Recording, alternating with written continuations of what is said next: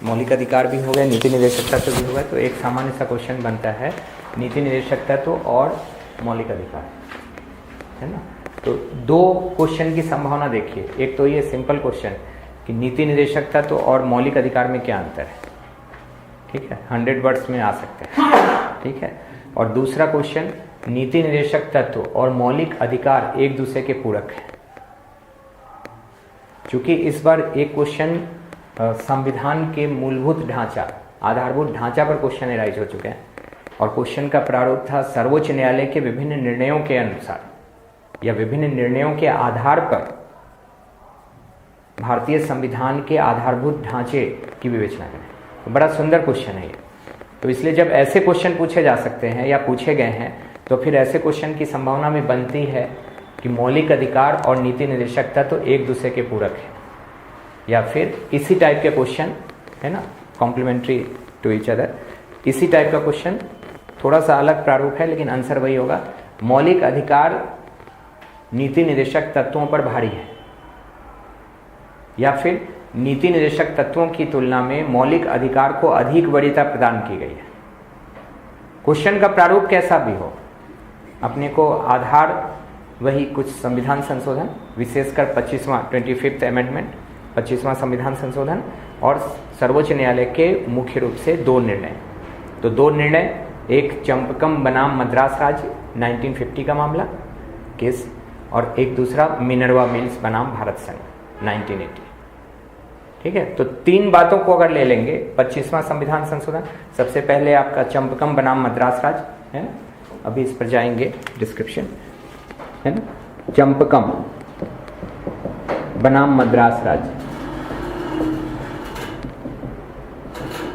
1950, चंपकम बनाम मद्रास राज्य, है ना। 25वां संविधान संशोधन, 25वां संविधान संशोधन 1976, 70 इसे देखना पड़ेगा, 76 है। और एक आपका मिनर्वा मिल बनाम भारत संघ मामला 1980। इन तीन निर्णयों के आधार पर हम लोग ये देखेंगे, 25th अमेंडमेंट, 21वां संविधान संशोधन 1971, ठीक है। तो दो क्वेश्चन मैं बोल रहा हूं कि मौलिक अधिकार और नीति निर्देशक तत्व के समाप्त होने के बाद, सिलेबस में ये हो जाने के बाद, दो क्वेश्चन की संभावना यहाँ बन रही है 100 वर्ड्स में। एक मौलिक अधिकार वर्सेस नीति निर्देशक तत्व, ठीक है, और एक दूसरा क्वेश्चन, मौलिक अधिकार और नीति निर्देशक तत्व एक दूसरे के पूरक हैं, या मौलिक अधिकार की तुलना में नीति निर्देशक तत्वों को वरीयता प्रदान की गई है, या नीति निर्देशक तत्व मौलिक अधिकार की तुलना में अधिक महत्वपूर्ण है। सबके आंसर वही होंगे और आंसर के आधार बिंदु ये बनेंगे, ठीक है। तो सबसे पहले ये देखिए कि मौलिक अधिकार और नीति निर्देशक तत्व में अंतर क्या है। मौलिक अधिकार अगर सिंपल रूप से अगर देखिएगा तो मौलिक अधिकार संविधान के भाग 3 के अंतर्गत है, ठीक है, भाग 3 के अंतर्गत है। नीति निर्देशक तत्व संविधान के भाग 4 के तहत है, ठीक है। मौलिक कर्तव्यों का संबंध व्यक्ति से है, व्यक्ति संबद्ध है, पर्सनल है, किसी व्यक्ति से ही संबद्ध रहेगा, ठीक है, जबकि नीति निर्देशक तत्व का संबंध राज्य से है, ठीक है। मौलिक अधिकार नागरिकों को, नागरिकों के साथ साथ विदेशियों को भी, है ना, कुछ मौलिक अधिकार नागरिकों को और कुछ मौलिक अधिकार नागरिकों और विदेशियों दोनों को, यानी व्यक्ति को अधिकारों की पदायगी है, अर्थात उनकी प्रकृति राज्य के संदर्भ में नकारात्मक है, क्योंकि वह राज्य की सीमाओं को निर्धारित करते हैं। राज्य उन पर अनावश्यक प्रतिबंध नहीं लगा सकता है, हालांकि युक्त प्रतिबंध लगाया जा सकता है, लेकिन वो विशिष्ट परिस्थितियां होंगी। क्लियर है। तो राज्य के संदर्भ में मौलिक अधिकार की प्रकृति नकारात्मक है, लेकिन नीति निर्देशक तत्व राज्य से की गई अपेक्षाएं हैं, राज्य से की गई आशाएं हैं, तो ये सकारात्मक अभिव्यक्ति है। अर्थात प्रकृति में राज्य के नीति निर्देशक तत्व की अगर प्रकृति देखी जाए तो प्रकृति में राज्य के नीति निर्देशक तत्व सकारात्मक है, क्लियर है? तो एक व्यक्ति केंद्रित है, ठीक है, पर्सन सेंटर्ड है, ठीक है। कौन? मौलिक अधिकार। तो नीति निर्देशक तत्व जो है वह राज्य केंद्रित है और राज्य के संदर्भ में समाज केंद्रित है। मौलिक अधिकार राज्यों से अपेक्षा है कि वह व्यक्ति को प्रदान करेगा, उस पर अनावश्यक हस्तक्षेप नहीं लगाएगा, अर्थात मौलिक अधिकार की प्रकृति राज्य के संदर्भ में नकारात्मक है। नीति निर्देशक तत्व राज्य से संविधान निर्माताओं द्वारा या संविधान के द्वारा राज्य के प्रति की गई अपेक्षा है कि राज्य ऐसा प्रयास करेगा। मौलिक अधिकारों के हनन की स्थिति में या मौलिक अधिकार पर अनावश्यक प्रतिबंध की स्थिति में प्रभावित व्यक्ति अनुच्छेद 32 देखा था आपने, आर्टिकल 32 के तहत सीधे सर्वोच्च न्यायालय और आर्टिकल 226 के तहत सीधा उच्च न्यायालय, हाई कोर्ट जा सकता है। तो कहने का मतलब क्या है? मौलिक अधिकार न्यायालय में वाद योग्य है, मीन्स जस्टिसेबल या जस्टिफेबल। क्लियर है? लेकिन नीति निर्देशक तत्व की प्राप्ति अगर नहीं हो पा रही है तो नीति निर्देशक तत्वों को न्यायालय में वाद योग्य नहीं माना जाएगा। अर्थात राज्य से जो अपेक्षा है और राज्य उसे पूरा ना कर पा रहा है तो प्रभावित व्यक्ति न्यायालय की शरण नहीं ले सकता, मीन्स नॉट जस्टिफेबल और नॉट जस्टिसेबल। क्लियर है? लेकिन संसाधन जैसे ही होंगे, राज्य के पास संसाधन जैसे ही पूर्ण हो जाएंगे, परिपूर्ण हो जाएंगे, राज्य उन नीति निर्देशक तत्वों को मौलिक अधिकार का दर्जा दे सकता है संविधान में संशोधन के जरिए। तो ऐसा ही एक संशोधन आप 6 से 14 वर्ष तक के बच्चों को प्राथमिक शिक्षा का मौलिक अधिकार के संदर्भ में देख सकते हैं, जो 86वां संविधान संशोधन 86th अमेंडमेंट 2002 द्वारा अनुच्छेद 21 में अनुच्छेद 21 क या 21 कैपिटल ए के रूप में जोड़ा गया। क्लियर है? तो मौलिक अधिकार और नीति निर्देशक तत्व में अंतर, ये क्वेश्चन की संभावना बनती है। ठीक है, चलिए लिख लीजिए, टेबुलेशन कर दीजिएगा, है ना। Difference between fundamental rights and directive principles, या मौलिक अधिकार और नीति निर्देशक तत्व में अंतर है। सेंटेंस को पूरा नहीं करेंगे, जस्ट जो अंतर का बिंदु है उतना ही रखेंगे। ठीक है, मौलिक अधिकार के अंतर्गत रखिए संविधान के भाग 3 के अंतर्गत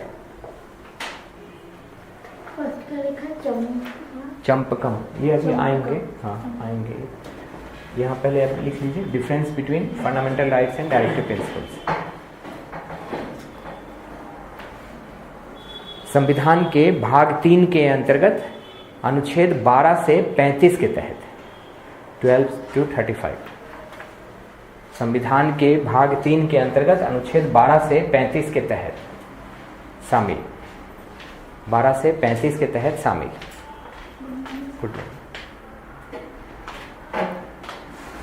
ठीक है, नीति निर्देशक तत्व की तरफ रखिए। संविधान के भाग 4 के तहत, संविधान के भाग 4 के तहत अनुच्छेद 36 से 51, अनुच्छेद 36 से 51 में शामिल।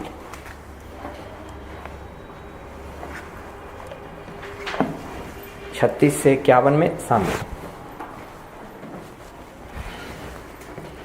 दूसरे पॉइंट में आइए, मौलिक अधिकार। राज्य के विरुद्ध व्यक्ति को प्राप्त,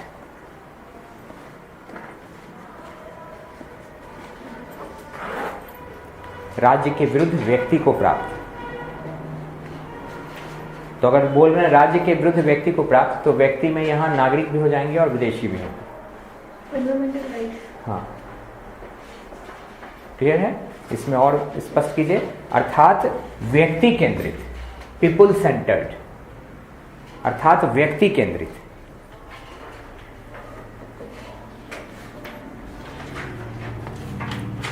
अर्थात व्यक्ति केंद्रित। दूसरी तरफ लिखिए, नीति निर्देशक तत्व की तरफ, संविधान द्वारा राज्य को दिए गए दिशा निर्देश, संविधान द्वारा राज्य को दिए गए दिशा निर्देश। ठीक है, नेक्स्ट पॉइंट आ जाइए मौलिक अधिकार में, न्यायालय में वाद योग्य, जस्टिफिएबल, मौलिक अधिकार की तरफ, न्यायालय में वाद योग्य,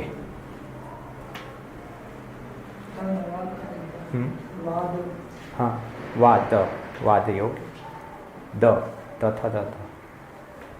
न्यायालय में वाद योग्य, इस तरफ लिखिए, वाद योग्य नहीं।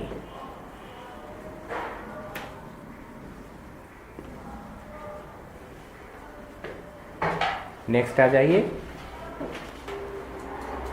युक्ति युक्त प्रतिबंध, justifiable restrictions can be imposed. युक्ति युक्त प्रतिबंध, युक्ति युक्त प्रतिबंध लगाना संभव, युक्ति युक्त प्रतिबंध लगाना संभव, इस तरफ लिख लीजिए, प्रतिबंध लगाना संभव नहीं। ठीक है, नेक्स्ट पॉइंट आ जाइए,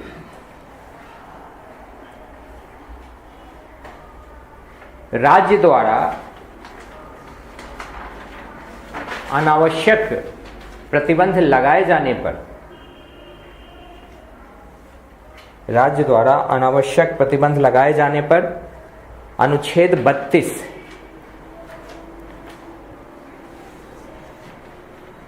अंडर आर्टिकल 32, अनुच्छेद 32 के तहत प्रभावित व्यक्ति सीधा सर्वोच्च न्यायालय, अनुच्छेद 32 के तहत प्रभावित व्यक्ति सीधे सर्वोच्च न्यायालय, तथा अनुच्छेद 226 226 तथा अनुच्छेद 226 के तहत उच्च न्यायालय की शरण ले सकता है, उच्च न्यायालय की शरण ले सकता है।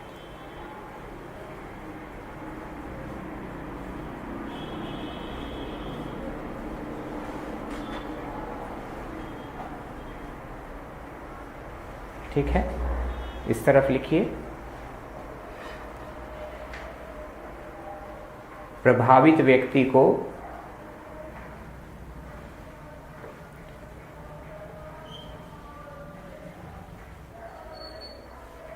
न्यायालय की सुरक्षा नहीं, न्यायालय की सुरक्षा नहीं,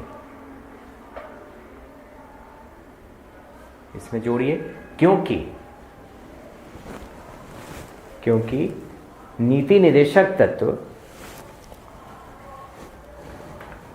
क्योंकि नीति निदेशक तत्व संविधान द्वारा राज्य से, नीति निदेशक तत्व संविधान द्वारा राज्य से की गई अपेक्षाएं हैं,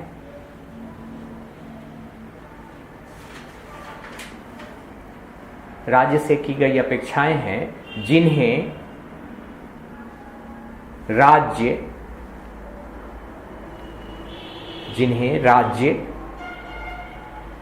संसाधनों की उपलब्धता के आधार पर,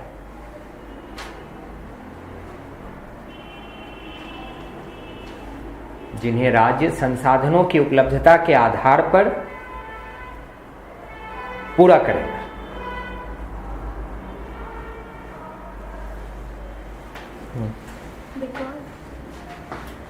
The affected person not secured from the outside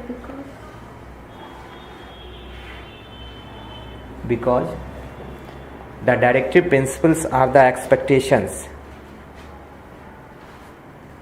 because the directive principles are the expectations of the Constitution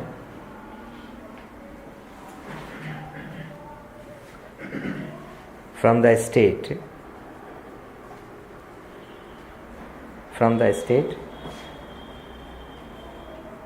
which are to be fulfilled by the state,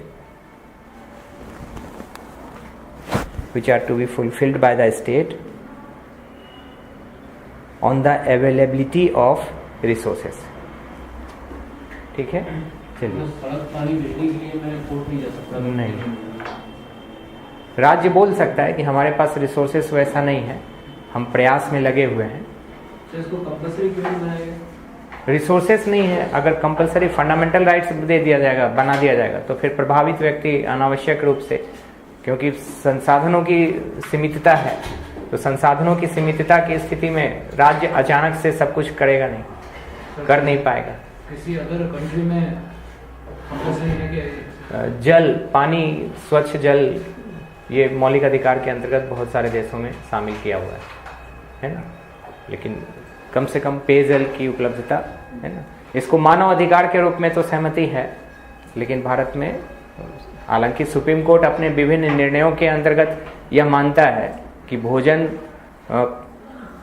रोटी, कपड़ा और मकान है ना, तो भोजन, वस्त्र और आवास है ना, और आवास के साथ स्वच्छ जल, जैसे अभी स्वच्छ पर्यावरण, तो स्वच्छ पर्यावरण भी सुप्रीम कोर्ट ने अलग अलग अपने निर्णयों में नागरिकों का मौलिक अधिकार माना है कि उसका ये मौलिक अधिकार है कि उसे स्वच्छ वायु मिले, स्वच्छ वातावरण मिले।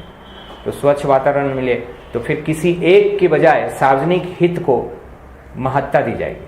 तो इसी कारण से तो दिल्ली में जैसे सीएनजी को बिल्कुल लागू कर दिया। अब दिल्ली के अंदर जो है वो डीजल वाली ट्रक वगैरह जो है वो नहीं आएंगी। तो सर्वोच्च न्यायालय, अब इससे तो परिवार इफेक्ट हो रहा है, लेकिन एक परिवार इफेक्ट हो रहा है, 2 परिवार इफेक्ट हो रहा है, और उसकी बजाय सार्वजनिक हित, सार्वजनिक हित मतलब दिल्ली में रहने वाले निवासी, तो फिर एक के हित की बजाय सार्वजनिक हित को वरीयता प्रदान की जाएगी। क्लियर है? तो अलग अलग निर्णयों में सर्वोच्च न्यायालय यह मानता है कि स्वच्छ पर्यावरण मौलिक अधिकार है, पेयजल की सुविधा मौलिक अधिकार है, भोजन की व्यवस्था होनी चाहिए मौलिक अधिकार है, रोजगार मानव अधिकार तो है लेकिन होना चाहिए, जीने का जरिया क्या होगा, तो फिर रोजगार मुहैया कराया जाना चाहिए। तो रोजगार प्राप्त करना किसी नागरिक का मौलिक अधिकार हो सकता है, लेकिन यह संविधान में लिखित नहीं है, शामिल नहीं है। लेकिन सर्वोच्च न्यायालय अपने विभिन्न निर्णयों के आधार पर अलग अलग निर्णयों में अलग अलग मामलों पर विचार करते हुए उसे मौलिक अधिकार के रूप में मानता है।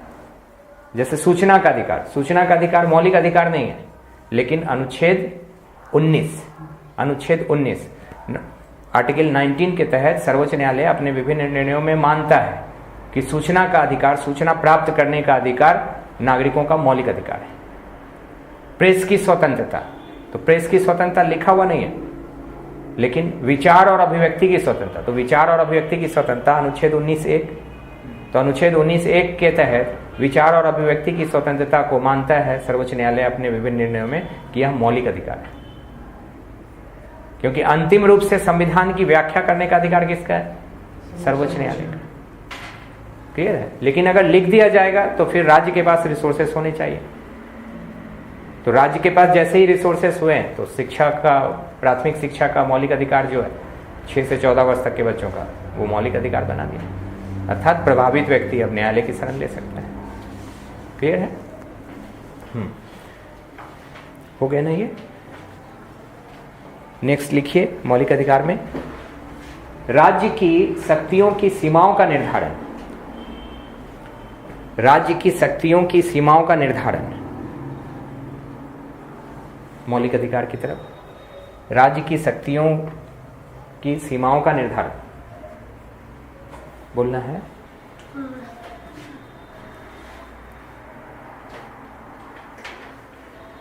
इट डिटरमिन्स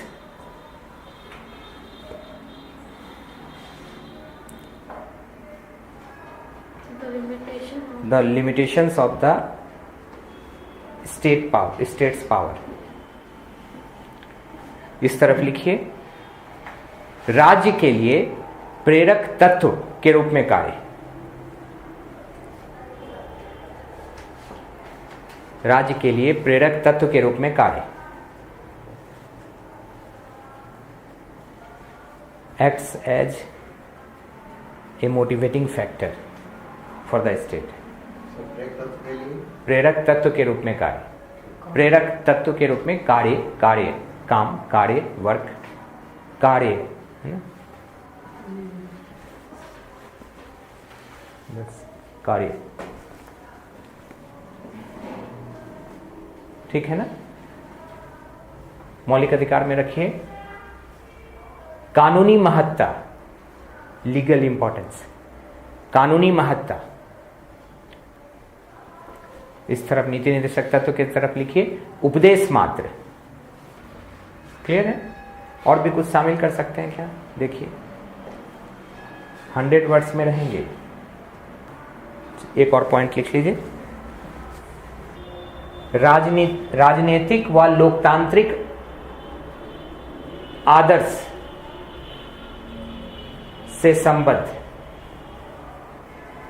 राजनीतिक व लोकतांत्रिक आदर्श से संबद्ध, related with the political and democratic ideals.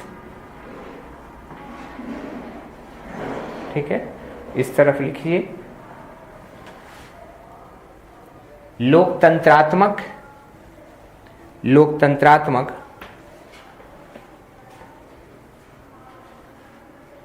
व आर्थिक आदर्श से संबद्ध,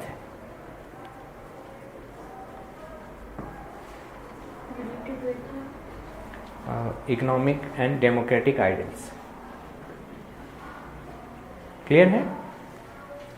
ठीक है, 100 वर्ड्स में बहुत संभावना है आने की। जैसा इन्होंने इस बार पैटर्न पूछा है उसको देखते हुए बहुत ज़्यादा संभावना है कि क्वेश्चन आ सकते हैं। ठीक है, पीटी में भी ऐसे क्वेश्चन बन सकते हैं। निम्नलिखित में से मौलिक अधिकार और राज्य के नीति निर्देशक तत्व में कौन सा अंतर सही नहीं है? तो ऐसे क्वेश्चन एक लाइन में पूछे जा चुके हैं इस बार से पहले वाले में। नीति निर्देशक तत्व है वाद योग्य नहीं, दोनों, इनमें से कोई नहीं, दोनों ही क्वेश्चन पूछ दे रहे। मौलिक अधिकार है वाद योग्य नहीं। तो अब क्लियर हुआ कि वाद योग्य का मतलब क्या है? मीन्स उसकी पूर्ति ना होने पर प्रभावित व्यक्ति डायरेक्ट न्यायालय की शरण लेगा, और न्यायालय की शरण अनुच्छेद 32 के तहत सर्वोच्च न्यायालय या अनुच्छेद 226 के तहत उच्च न्यायालय। इमरजेंसी के रिस्पेक्ट में भी पॉइंट आ सकता है। हाँ, इमरजेंसी की स्थिति में भी अनुच्छेद 352 के आधार पर स्टेट इमरजेंसी अगर लगाई जाती है तो सर्वोच्च न्यायालय मामले को देख सकता है और अनावश्यक पाए जाने की स्थिति में उसे वाइड घोषित करेगा, उसको असंवैधानिक कर देगा। क्लियर है? इसी कारण से तो अनुच्छेद 20 और 21 को, क्योंकि इंदिरा गांधी के समय में जब इमरजेंसी लगाई गई थी तो बाद में 44वां संविधान संशोधन करके अनुच्छेद 20 और 21 को उसकी परिधि से बाहर कर दिया कि अनुच्छेद 20 और 21 किसी स्थिति में निलंबित नहीं किए जाएंगे।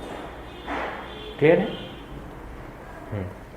चलिए, अपने नोट्स में भी हैं ये चीजें, पढ़ लीजिएगा। अब एक क्वेश्चन सुंदर सा बन रहा है कि मौलिक अधिकार और नीति निर्देशक तत्व एक दूसरे के पूरक हैं, या मौलिक अधिकार की तुलना में नीति निर्देशक तत्व को वरीयता प्रदान की गई है, या नीति निर्देशक तत्व, राज्य के नीति निर्देशक तत्व की तुलना में मौलिक अधिकार को वरीयता प्रदान की गई है, या फिर भारतीय संविधान में शामिल मौलिक अधिकार और राज्य के नीति निर्देशक तत्व एक दूसरे के सहायक है। क्लियर है? तो कल जो बातें अपन ने की थी, जो रिकॉर्डिंग के रूप में भी उपलब्ध है, आज हो सकता है कि वैसी मनस्थिति में न बने जो कल फ्लुएंसी थी, कि कैसे राज्य के नीति निर्देशक तत्व मौलिक अधिकार की व्याख्या में या मौलिक अधिकार की प्राप्ति में सहायक होते हैं। ठीक है, तो जो कल अपनी बातें हुई थी उन सब अनुच्छेदों को एक दूसरे के साथ संबद्ध करना है आपको, तब वो क्वेश्चन का आंसर होगा कि मौलिक अधिकार और राज्य के नीति निर्देशक तत्व तो एक दूसरे की व्याख्या में सहायक है। ठीक है, और ये तीन जो आधार है, चंपकम बनाम मद्रास राज्य 1950, ठीक है, 25वां संविधान संशोधन 1971, ठीक है, और मिनर्वा मिल्स बनाम भारत संघ 1980, ये तीन जो है ये दिखाना है हमें इन तीन की सहायता से कि एक दूसरे से सहसंबद्ध है, ना मौलिक अधिकार ऊपर है ना नीति निर्देशक तत्व ऊपर है, बल्कि दोनों एक दूसरे के सहायक है। क्लियर है? और जब क्वेश्चन ऐसा आएगा कि एक दूसरे की व्याख्या करने में सहायक है, या एक दूसरे को स्पष्ट करने में सहायक है, या एक दूसरे को प्राप्त कराने में सहायक है, तो वहां अनुच्छेदों का भी जिक्र होगा, और अनुच्छेदों का जिक्र होने के साथ साथ ये तीन मामले जो हैं इनकी भी विवेचना होगी। क्लियर है? क्वेश्चन लिख लिए हैं जो बोला मैंने?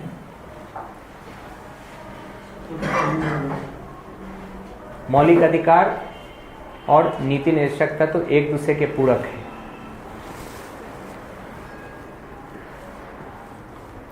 मौलिक अधिकार और नीति निर्देशक तत्व तो एक दूसरे के पूरक है। ठीक है, तो एक दूसरे के पूरक हैं।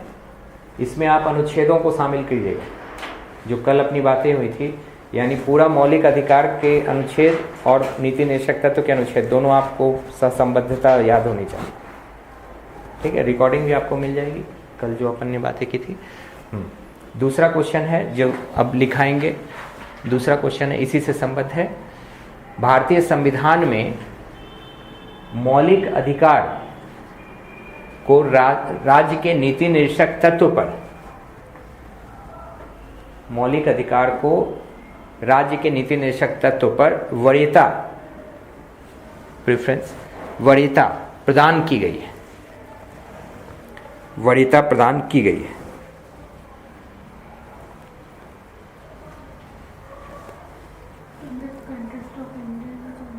Constitution, fundamental rights are being preferred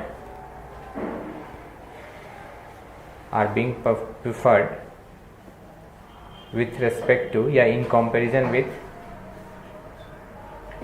the directive principles of the state.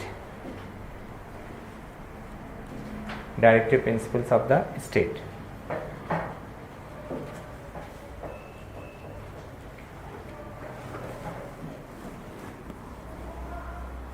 ठीक है, देखिए इन तीन मामलों को देखिए। चंपकम बनाम मद्रास राज्य मामला 1950 है ना। सर्वोच्च न्यायालय में जब ये मामला आया, चंपकम बनाम मद्रास राज्य मामले में, सर्वोच्च न्यायालय ने अपने इस निर्णय में यह कहा कि अगर मौलिक अधिकार और राज्य के नीति निर्देशक तत्व के मध्य किसी प्रकार का कोई विवाद होता है, तो विवाद की स्थिति में मौलिक अधिकार को राज्य के नीति निर्देशक तत्व पर प्रभावी बनाया जाएगा। अर्थात मौलिक अधिकार को राज्य के नीति निर्देशक तत्व की तुलना में वरीयता प्रदान की जाएगी। क्लियर है? लेकिन बाद में इंदिरा गांधी की सरकार ने 25वां संविधान संशोधन अधिनियम पारित किया 1971 में, और उसके जरिए अनुच्छेद यानी भाग 3 के अंतर्गत ही अनुच्छेद 31 ग बाहर रहेगा, ग मीन्स 31 कैपिटल सी को अंतः स्थापित किया। मीन्स वह आर्टिकल, वह अनुच्छेद को शामिल किया, और शामिल करके जाहिर है संविधान संशोधन, तो अनुच्छेद 368 368, तो 368 संविधान में संशोधन करके अनुच्छेद 31 ग शामिल किया, जिसमें यह व्यवस्था की कि हालांकि राज्य के नीति निर्देशक तत्व तो सीधे तौर पर न्यायालय में प्रवर्तनीय नहीं है, न्यायालय द्वारा सीधे तौर पर लागू नहीं कराए जा सकते, किंतु यदि राज्य के नीति निर्देशक तत्व के अंतर्गत किसी मामले पर, किसी मामले से संबंधित संसद कोई कानून बनाती है, तो उस कानून को इस आधार पर सर्वोच्च न्यायालय अवैध या असंवैधानिक घोषित नहीं कर सकता कि संबंधित कानून अनुच्छेद 14 और अनुच्छेद 19 का उल्लंघन करता है। अनुच्छेद 14 विधि के समक्ष समता और विधि का समान संरक्षण, और अनुच्छेद 19 स्वतंत्रता का अधिकार। क्लियर है? तो अनुच्छेद 14 और अनुच्छेद 19 का उल्लंघन करता है, इस आधार पर राज्य के नीति निर्देशक तत्व को लागू करने के लिए या राज्य के नीति निर्देशक तत्व के अंतर्गत शामिल किसी मामले पर बनाए गए कानून को सर्वोच्च न्यायालय असंवैधानिक घोषित नहीं कर सकता है। सर्वोच्च न्यायालय ने मिनर्वा मिल बनाम भारत संघ मामले में इंदिरा गांधी की सरकार के द्वारा किए गए इस संशोधन को संविधान के आधारभूत ढांचा पर प्रहार बताया। तो आधारभूत ढांचा केशवानंद भारती बनाम केरल राज्य मामला 1973। तो आधारभूत ढांचा क्या था? आधारभूत ढांचा कि अनुच्छेद 13 न्यायिक पुनरावलोकन का अधिकार, जुडिशियल रिव्यू अंतर्निहित है, इनकॉर्पोरेटेड है। अनुच्छेद 13 में है जुडिशियल रिव्यू, न्यायिक पुनरावलोकन। तो न्यायिक पुनरावलोकन, सर्वोच्च न्यायालय का न्यायिक पुनरावलोकन का अधिकार अमेरिका से लिया गया, अमेरिकी संविधान से। तो न्यायिक पुनरावलोकन अर्थात संसद द्वारा बनाए गए कानून, संसद द्वारा किसी भी विषय पर बनाए गए कानून को सर्वोच्च न्यायालय देखेगा और संबंधित कानून के अंतर्गत शामिल बातों को संविधान के विभिन्न बिंदुओं के आधार पर परीक्षण करेगा। और उसे संविधान के विरुद्ध पाए जाने की स्थिति में वॉइड घोषित कर देगा, असंवैधानिक घोषित कर देगा, अमान्य घोषित कर देगा। तो इंदिरा गांधी की सरकार द्वारा 25वां संविधान संशोधन अधिनियम जो किया गया, इससे जो ये व्यवस्था की गई कि राज्य के नीति निर्देशक तत्व के अंतर्गत शामिल किसी विषय को लागू करने के लिए संसद के द्वारा बनाया गया कानून इस आधार पर सर्वोच्च न्यायालय अवैध घोषित नहीं करेगा कि वह अनुच्छेद 14 और अनुच्छेद 19 का उल्लंघन करता है। सर्वोच्च न्यायालय ने इसे अपने न्यायिक पुनरावलोकन के अधिकार को सीमित करने से संबद्ध माना। क्लियर हो रहा है? अनुच्छेद 13 प्रोवाइड कर रहा है कि आप जुडिशियल रिव्यू कर सकते हैं, लेकिन संसद ने अनुच्छेद 31 ग को अंतः स्थापित या शामिल करके यह व्यवस्था कर दी कि सर्वोच्च न्यायालय संसद के द्वारा बनाए गए राज्य के नीति निर्देशक तत्व के अंतर्गत के किसी विषय पर बनाए गए कानून को अवैध घोषित नहीं कर सकता है कि वह अनुच्छेद 14 और अनुच्छेद 19 का उल्लंघन कर रहा है। तो सर्वोच्च न्यायालय ने यह कहा कि इस संशोधन के द्वारा संविधान के मूलभूत ढांचे, तो संविधान का यह मूलभूत ढांचा है या आधारभूत ढांचा है, बेसिक स्ट्रक्चर है जुडिशियल रिव्यू, क्योंकि भारतीय संविधान की अंतिम रूप से व्याख्या करने का अधिकार सर्वोच्च न्यायालय को, तो इसे संविधान के विरुद्ध माना, संविधान के आधारभूत ढांचे पर प्रहार माना। क्लियर है? तो इस कारण अनुच्छेद 31 ग को अमान्य किया।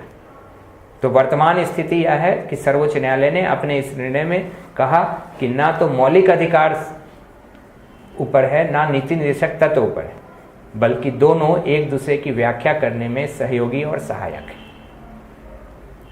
इतनी बातें आपको लिखनी पड़ेगी 100 वर्ड्स। न्यायिक पुनरावलोकन जो है, ये अनुच्छेद 13 143 राष्ट्रपति मांगेगा राय 143। मौलिक अधिकार के अंतर्गत, हाँ, अनुच्छेद 13, हाँ, अनुच्छेद 143 राष्ट्रपति सलाह मांगेगा, कोई विधि का मामला है, विधि का प्रश्न है, अनुच्छेद 143 एग्जैक्ट बोलेगा तो 143(1), तो 143(1) के तहत राष्ट्रपति को सर्वोच्च न्यायालय राय देगा, परामर्श देगा। हाँ, परामर्शदात्री भूमिका जो है सर्वोच्च न्यायालय की वो 143(1) के तहत। अभिलेख न्यायालय 143 उच्चतम न्यायालय से परामर्श करने की राष्ट्रपति की शक्ति, ठीक है। और 129 उच्चतम न्यायालय का अभिलेख न्यायालय होगा। अभिलेख न्यायालय मीन्स कोर्ट ऑफ रिकॉर्ड। तो कोर्ट ऑफ रिकॉर्ड सर्वोच्च न्यायालय और उच्च न्यायालय, ये न्यायालय न्यायिक व्यवस्था जब आएगी तो उसमें आएगा। तो सर्वोच्च न्यायालय या उच्च न्यायालय दोनों अभिलेख न्यायालय। अभिलेख न्यायालय कहने का मतलब कोर्ट ऑफ रिकॉर्ड का मतलब सर्वोच्च न्यायालय ने अपना कोई निर्णय दिया है तो वह निर्णय भारत के विभिन्न न्यायालय में विभिन्न निर्णयों के आधार बन सकते हैं। मतलब वह अपने आप में एक कानून हो जाता है, अपने आप में विभिन्न निर्णयों के दौरान, विभिन्न निर्णयों की सुनवाई के दौरान एक आधार बन सकता है। मीन्स लॉयर कहीं भी कोर्ट में बहस कर रहा है तो बहस में एक आधार ले सकते कि सर्वोच्च न्यायालय ने अपने इस निर्णय में ये कहा है, ये देखिए, तो वो डिसीजन का एक आधार बन सकता है, कोर्ट ऑफ रिकॉर्ड्स है। तो अनुच्छेद 129 सर्वोच्च न्यायालय अभिलेख न्यायालय के रूप में कार्य करता है, ठीक है। अनुच्छेद 143 सर्वोच्च न्यायालय की परामर्शदायी शक्ति है, एडवाइजरी पावर है राष्ट्रपति को। और अनुच्छेद 13 सर्वोच्च न्यायालय की जुडिशियल रिव्यू की शक्ति है, न्यायिक पुनरावलोकन की शक्ति है। क्लियर हुआ तीनों बात? यहां ये क्लियर हुए? संशोधन हो गया था 1971 में। हाँ, हाँ। उसके बाद फिर सुप्रीम कोर्ट ने इसको, हाँ, सर्वोच्च न्यायालय ने इसमें सुधार करके ये किया कि वरीयता नहीं है, और ये जो संशोधन करके आप व्यवस्था कर रहे हैं ये हमारे न्यायिक पुनरावलोकन के अधिकार को आप सीमांकित कर रहे हैं, हमारी शक्तियों को सीमित कर रहे हैं, और यह शक्तियों को सीमित करना ये संविधान के मूलभूत ढांचा पर प्रहार है। सर इमरजेंसी की भूमिका थी क्या? मतलब हाँ, पहले से तय हो गया। हाँ, तो ये चीज 1973 में केशवानंद भारती बनाम केरल राज्य में उन्होंने कर दिया था। ठीक है, आपको जो संशोधन, क्योंकि संविधान संशोधन, संविधान संशोधन मीन्स 2/3 बहुमत होना चाहिए। तो उस समय की स्थिति ऐसी थी कि राज्यों में भी कांग्रेस की सरकार थी, तो संविधान संशोधन करना बड़ा आसान काम था। तो लगातार इंदिरा गांधी वर्सेस सर्वोच्च न्यायालय, इंदिरा गांधी वर्सेस सर्वोच्च न्यायालय, तो सर्वोच्च न्यायालय ने 1973 में काम ही खत्म कर दिया कि ठीक है आपको जो करना हो कीजिए, लेकिन हमारा काम जुडिशियल रिव्यू का है, हम तो न्यायिक पुनरावलोकन करेंगे और हम न्यायिक पुनरावलोकन करके देखेंगे, आपको जो करना है कीजिए, लेकिन संविधान के मूलभूत ढांचे पर प्रहार नहीं आना चाहिए। और संविधान के मूलभूत ढांचे पर प्रहार है कि नहीं है, इसका निर्णय कौन करेगा? इसका निर्णय तो हम ही करेंगे, सर्वोच्च न्यायालय करेगा।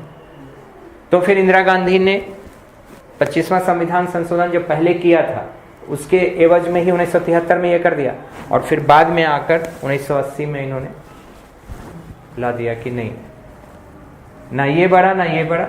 अलग अलग परिस्थितियों में मौलिक अधिकार की व्याख्या करने में या मौलिक अधिकार के निर्धारण में राज्य के नीति निर्देशक तत्व या राज्य के नीति निर्देशक तत्वों के निर्धारण में मौलिक अधिकार सहायक है, ना कि एक दूसरे से कोई बड़ा छोटा है। क्लियर? ठीक है, चलिए लिख लीजिए। हाँ, ये कौन सा क्वेश्चन लिख रहे हैं? ये लिख रहे हैं वरीयता प्रदान की गई है, ऐसा है ना, सेकंड वाला। और पूरक है, उसमें अनुच्छेदों को जोड़ना पड़ेगा आपको। तो कल वाली बातें याद है, उनको जोड़ना पड़ेगा, है ना। चलिए इसमें लिखिए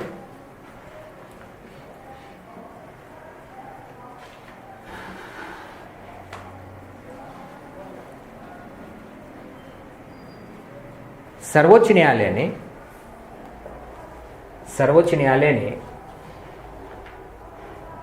अपने विभिन्न निर्णयों के दौरान या निर्णयों के जरिए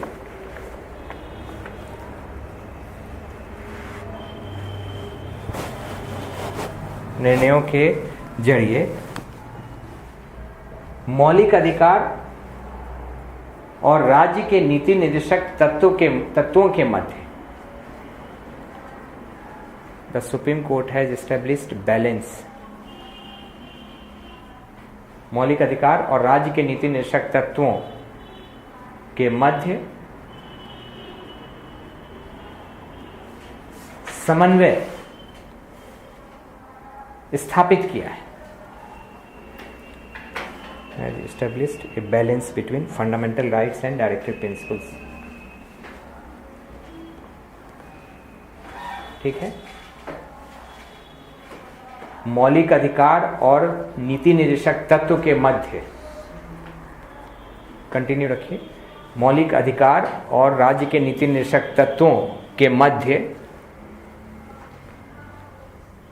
मौलिक अधिकार और राज्य के नीति निर्देशक तत्वों के मध्य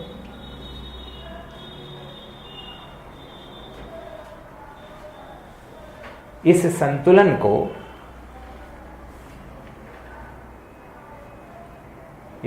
को निम्नलिखित निर्णयों व संविधान संशोधन के जरिए या संविधान संशोधन की सहायता से समझा जा सकता है। यहां से ही जोड़ दीजिए, बैलेंस है ना। which could be understood the following decisions of the Supreme Court and constitutional amendment, dash करके नीचे 1 2 3 ऐसा लिख लीजिएगा। पहला लिख लीजिए चंपकम बनाम मद्रास राज्य मामला, 1 2 3 ऐसा करके लिख लीजिए नीचे। चंपकम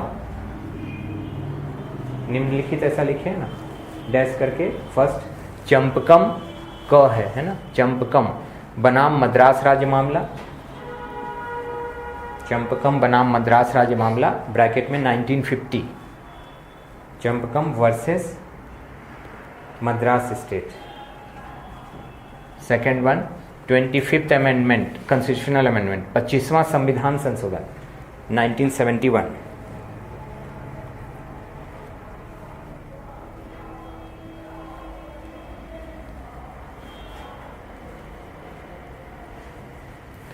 और तीसरा रखिए मिनर्वा मिल बनाम भारत संघ मामला।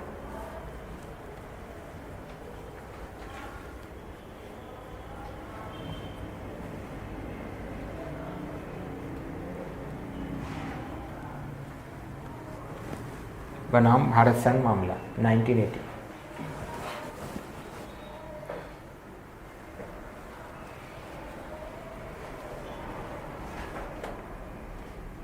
ठीक है, अब एक एक करके लिखना पड़ेगा, पैराग्राफ चेंज करके लिखिएगा।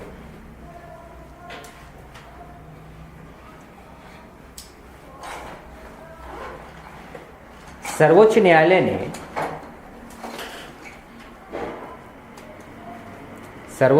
ने चंपकम बनाम मद्रास राज्य मामले में, चंपकम बनाम मद्रास राज्य मामले में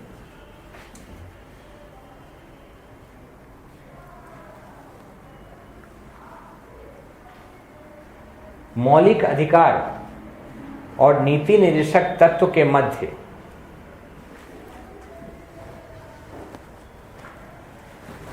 मौलिक अधिकार और नीति निर्देशक तत्व के मध्य किसी प्रकार के विरोध की स्थिति में, किसी प्रकार के विरोध की स्थिति में मौलिक अधिकार को राज्य के नीति निर्देशक तत्वों पर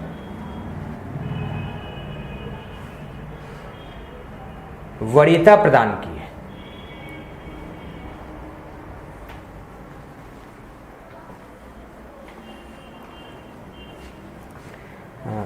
In this case, the Supreme Court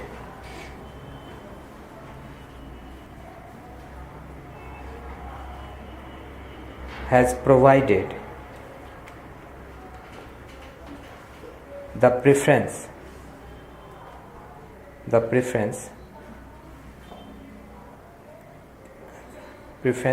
to the fundamental rights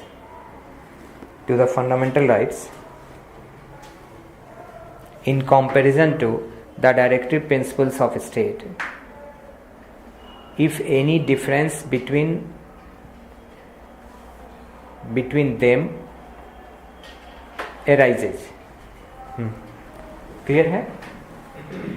वरीयता प्रदान की है। If any difference between them arises।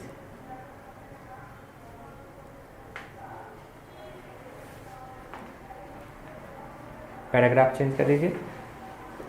किंतु सर्वोच्च न्यायालय के इस निर्णय को अप्रभावी करने हेतु but to make Supreme Court's decision inactive, सर्वोच्च न्यायालय के इस निर्णय को अप्रभावी करने हेतु तत्कालीन इंदिरा गांधी सरकार ने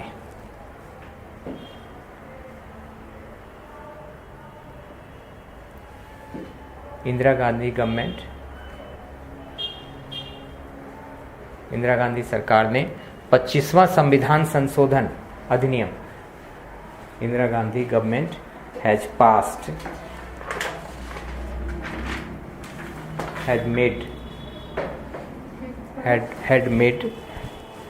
made 25th Constitutional Amendment Act 1971, 25वां संविधान संशोधन 1971 तत्कालीन इंदिरा गांधी सरकार ने 1971 पारित किया। ठीक है, और संविधान में अनुच्छेद 31(ग) and in the constitution article 31 capital C और संविधान में अनुच्छेद 31(ग) 31 ग को शामिल कर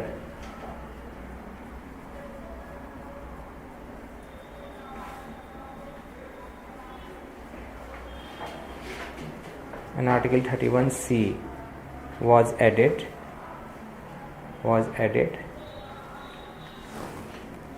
After that,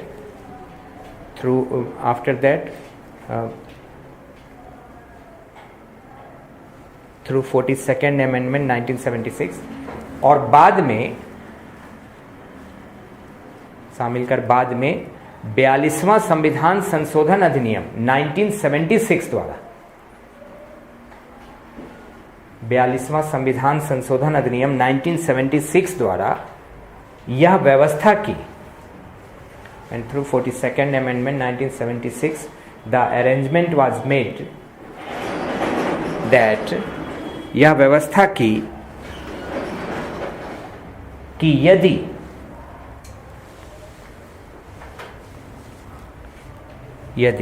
संसद if the parliament यदि संसद भाग 4 के अंतर्गत, आप रुक जाइए, संसद भाग 4 के अंतर्गत नीति निदेशक तत्व में शामिल, भाग 4 के अंतर्गत नीति निदेशक तत्व में शामिल किसी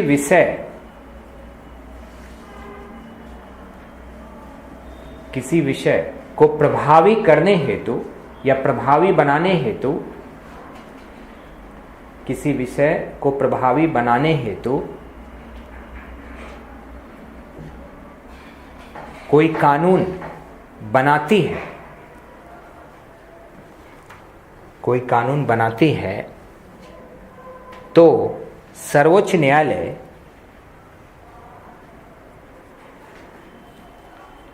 इस आधार पर, सर्वोच्च न्यायालय इस आधार पर उस कानून को,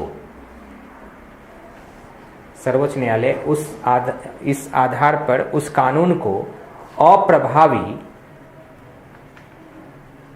घोषित नहीं कर सकता है या घोषित नहीं करेगा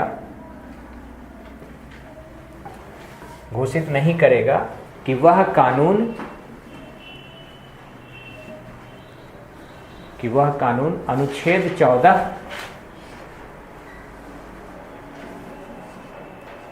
अनुच्छेद 14 एवं अनुच्छेद 14 और अनुच्छेद 19 का उल्लंघन करता है।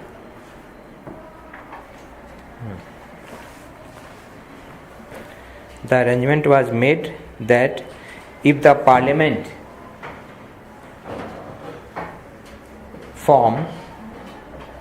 forms है ना, if the parliament forms any law to implement any subject included in the directive principles,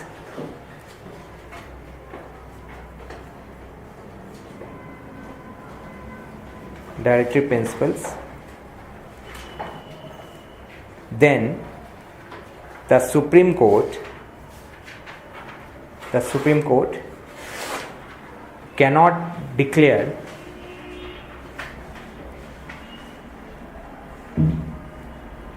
this law void on the ground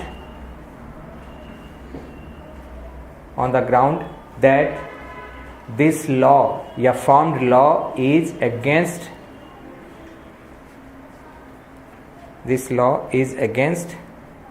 Article 14 and Article 19 of Part 3।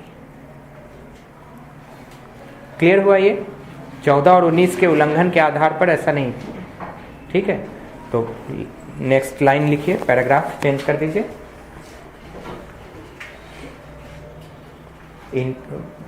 वास्तव में, इनफैक्ट, वास्तव में यह संशोधन, दिस अमेंडमेंट, यह संशोधन सर्वोच्च न्यायालय के न्यायिक पुनरावलोकन के अधिकार की शक्ति को सीमित करने से संबद्ध था। This amendment was related with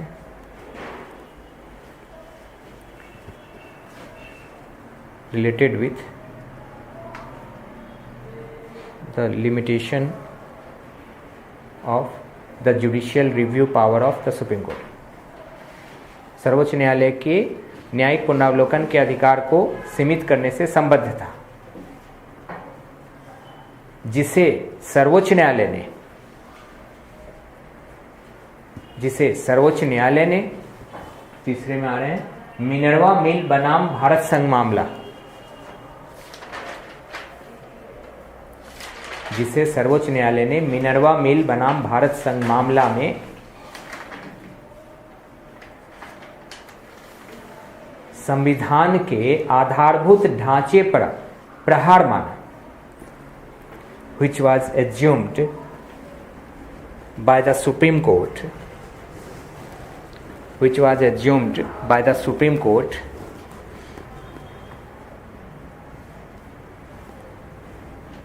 as an act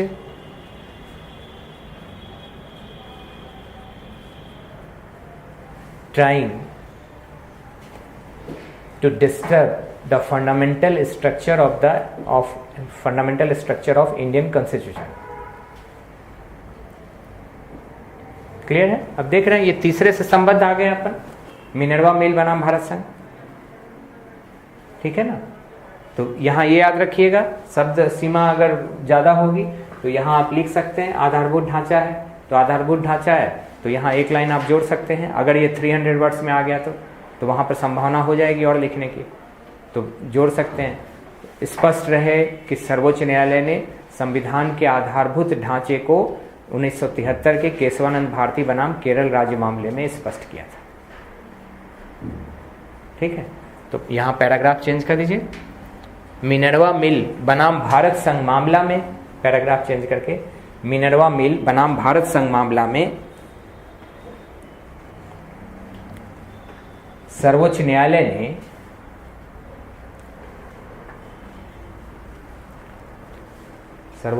ने मौलिक अधिकार की तुलना में नीति निर्देशक तत्वों को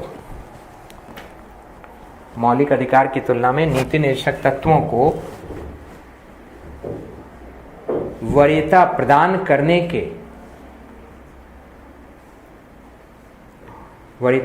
करने के सरकार के इस प्रयास को विफल कर दिया।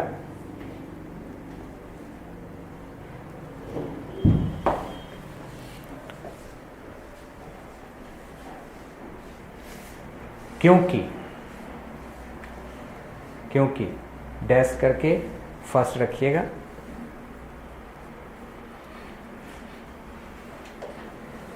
फर्स्ट पॉइंट,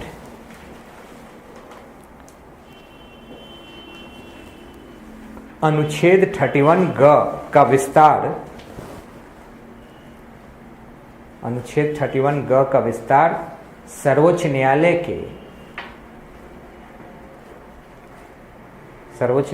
के न्यायिक पुनरावलोकन के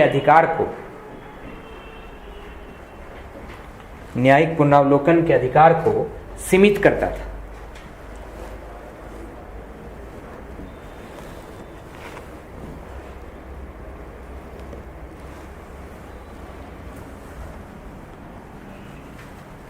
अभी लिखवा दे रहा हूं, सीमित करता था।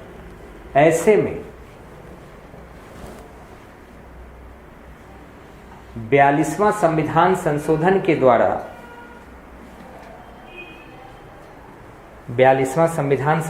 के द्वारा अनुच्छेद 31 ग 31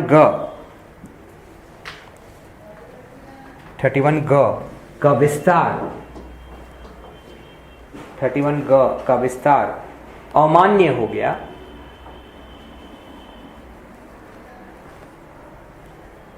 अमान्य हो गया और न्यायालय ने स्पष्ट किया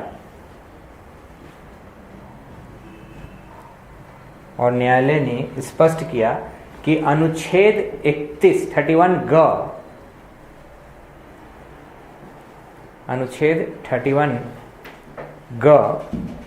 किसी कानून को तभी संरक्षण प्रदान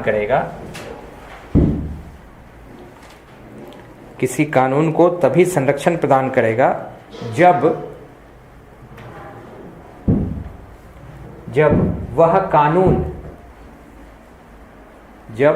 कानून अनुच्छेद 39 ख, ब्रैकेट में ख रखिएगा या स्मॉल बी, अनुच्छेद 39 ख तथा अनुच्छेद 39 ग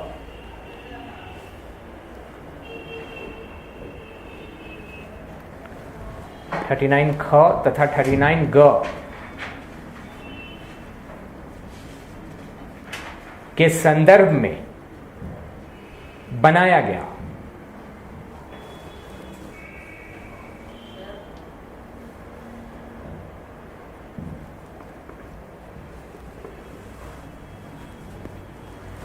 ख 39 ग क्लियर हो रहा है क्या है? सामुदायिक संपत्ति और स्वामित्व नियंत्रण सामुदायिक हित करने का प्रयास, दारुआ संपत्ति और उत्पादनों का संकेंद्रण समान लोगों के अधिकारी नाम। हाँ, व्यक्तिगत हित के लिए संपत्ति का संकेंद्रण नहीं हो और सामूहिक हित के लिए संपत्ति का वो प्रयोग किया जाएगा।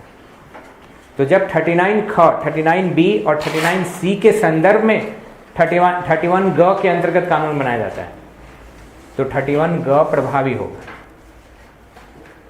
तो कहने का मतलब क्या है? मिनर्वा मिल्स बनाम भारत संघ मामले में 31 ग में जो एक्सटेंशन दिया गया था, विस्तार किया गया था 42वां संविधान संशोधन के जरिए, उस संशोधन को समाप्त कर दिया। क्लियर हो रहा है? 42वें संशोधन में और भी चीजें हुई थी। हाँ, एक साथ इसी कारण से उसको मिनी कॉन्स्टिट्यूशन बोलते हैं। बहुत सारे संशोधन थे। क्लियर है? तो इसी कारण से इसमें 76 में उन्होंने वो कर दिया, 71 से जोड़ा 31 ग और बाद में फिर 76 है, क्योंकि 73 में केशवानंद भारती बनाम केरल राज्य मामला, और उसमें सर्वोच्च न्यायालय ने मान लिया कि ठीक है, संविधान में संशोधन करने की शक्ति संसद की है, कीजिए आप। लेकिन हम फिर देखेंगे कि वो संविधान के मूलभूत ढांचे पर प्रहार ना कर रहा हो, और यह मूलभूत ढांचा है या नहीं है आपके द्वारा किया गया संशोधन, वो बेसिक स्ट्रक्चर है कि नहीं है, वो निर्णय तो हमको करना है। तो सर्वोच्च न्यायालय के इस निर्णय से ये जो मूलभूत ढांचा वाली बात थी, ये शब्द, इससे इंदिरा गांधी सरकार परेशान हो गई। इनफैक्ट कहिए तो इंदिरा गांधी परेशान हो गई।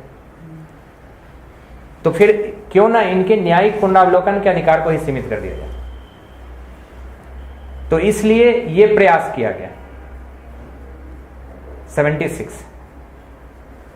क्लियर है? 31 ग का विस्तार किया गया और विस्तार के द्वारा अनुच्छेद 13 के तहत सर्वोच्च न्यायालय के न्यायिक पुनरावलोकन का अधिकार जो प्राप्त है उसको सीमित करने का प्रयास किया। तो फिर सर्वोच्च न्यायालय कूदा और मिनर्वा मिल्स बनाम भारत संघ मामले में निर्णय कर दिया कि नहीं, 31 ग के तहत ठीक है आपका यह प्रयास कि सरकार नीति निर्देशक तत्वों को वरीयता प्रदान करे, लेकिन व्यक्तिगत हित की बजाय सार्वजनिक हित वाला मामला होना चाहिए। और वो सार्वजनिक हित, अगर 31 ग के अंतर्गत आप कोई कानून बना रहे हैं और वह कानून राज्य के नीति निर्देशक तत्व से संबंधित किसी विषय पर है, तो उस विषय का आधार, उस कानून का आधार 39 ख और 39 ग होना चाहिए, ना कि 31 ग के अंतर्गत बनाया गया कोई भी कानून राज्य के नीति निर्देशक तत्व के विषय से संबंधित प्रभावी हो जाएगा। ऐसा नहीं है।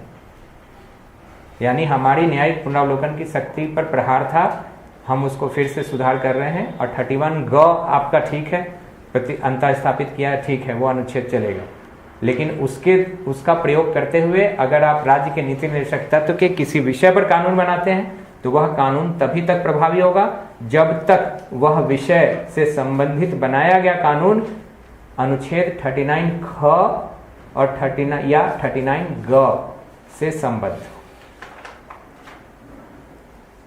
क्लियर है? ठीक है। हाँ। गवर्नमेंट में इतने एक्सपर्ट नहीं थे कि इन लूपहोल्स को जान पाए। इंदिरा गांधी सरकार तो डिक्टेटरशिप था ना उनका। फिर भी कुछ कानून बना रहे हैं कि लूपहोल होंगे जो सुप्रीम कोर्ट मना कर देगा। जैसे 2 लूपहोल अभी निकल के उन्होंने बोला कि लोकल वरीयता का संबंध ना होकर एक दूसरे के साथ सहयोगात्मक संबंध है। क्लियर है?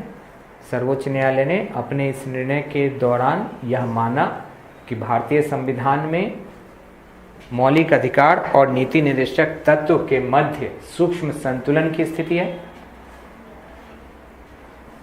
ठीक है ना? सूक्ष्म संतुलन की स्थिति है, अतः इनके मध्य वरीयता का संबंध ना होकर एक दूसरे के साथ सहयोगात्मक संबंध है। ठीक है? सेकंड पॉइंट कर। हाँ। In this decision, the Supreme Court assumed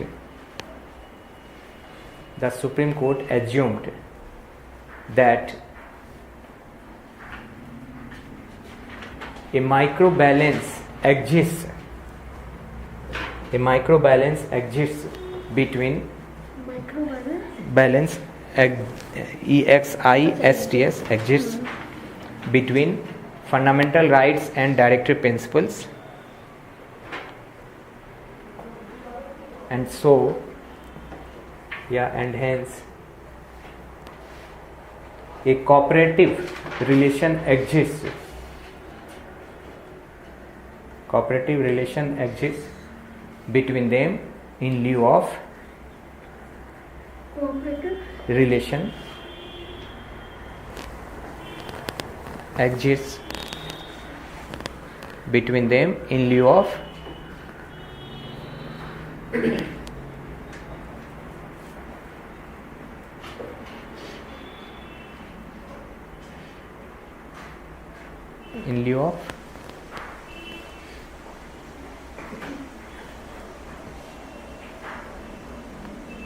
क्या बोला जाए? इन लिeu ऑफ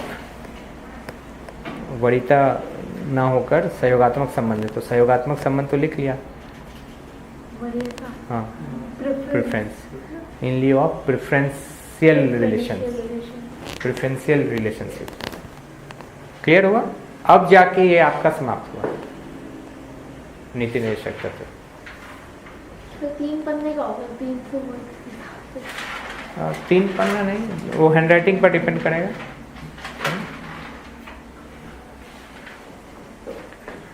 है ना? हैंडराइटिंग पर डिपेंड करेगा।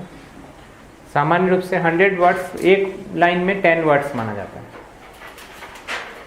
लेकिन ऐसा गिनना नहीं है, अपने अनुमान। हाँ,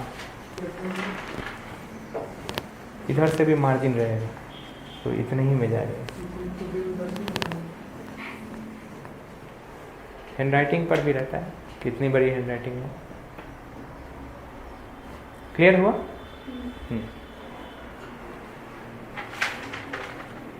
अब है आपका फंडामेंटल ड्यूटीज, मौलिक कर्तव्य। तो ये सेक्शन खत्म हो जाएगा आपका। 4 का अनुच्छेद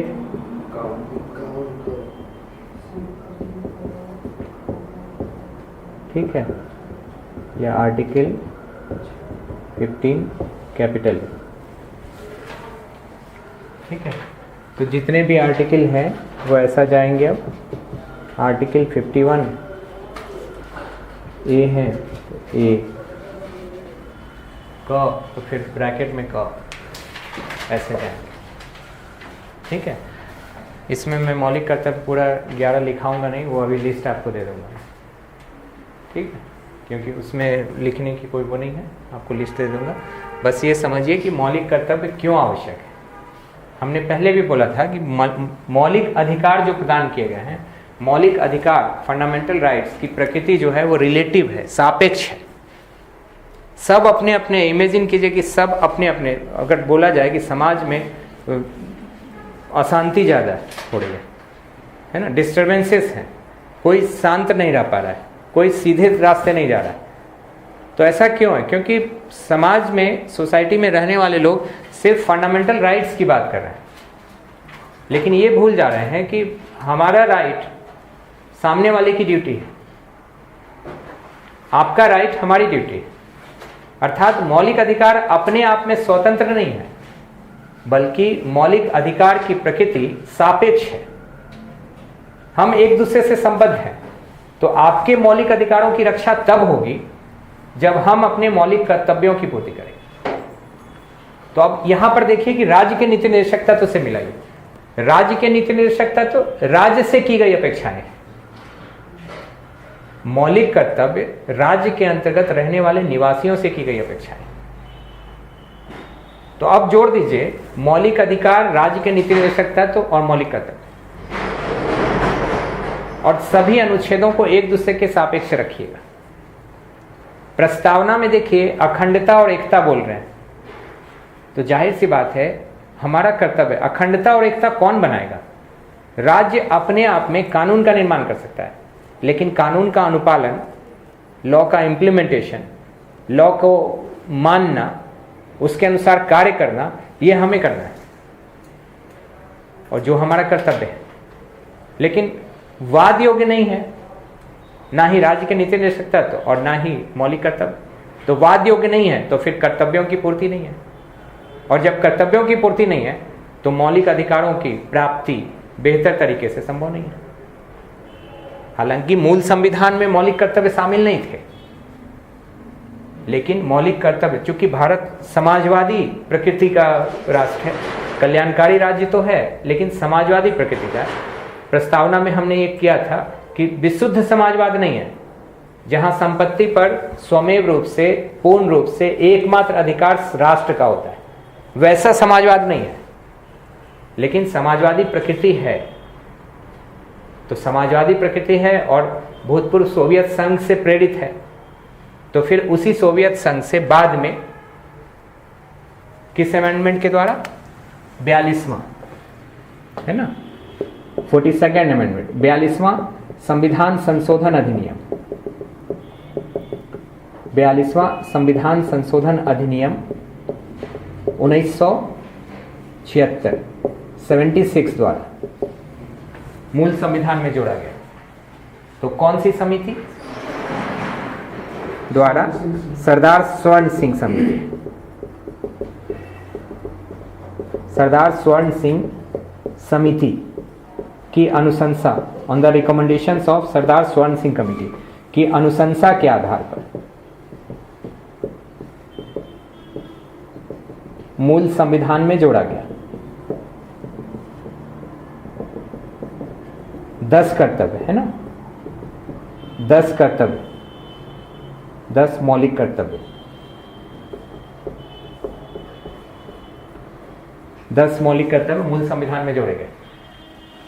बाद में फिर 86 अमेंडमेंट भी आया और मात्र 6 से 14 वर्ष तक के बच्चों को शिक्षा का मौलिक अधिकार बना देने से काम नहीं था, बल्कि उनके अभिभावक, उनके माता पिता को उनके कर्तव्यों से जोड़ा जाना था, ताकि वो ऐसा अवसर प्रदान करें, अर्थात उन्हें शिक्षा प्रदान करने के लिए खुला छोड़े। तो फिर 86वें संविधान संशोधन 2002 के द्वारा मौलिक कर्तव्य को, 11वें मौलिक कर्तव्य को भाग 4 क के अंतर्गत जोड़ा गया। ठीक है, तो यहां ये भी ऐड होगा। ऑन कर दीजिए। 86वां संविधान संशोधन, 86वां संविधान संशोधन अधिनियम 2002 द्वारा 11वां मौलिक कर्तव्य।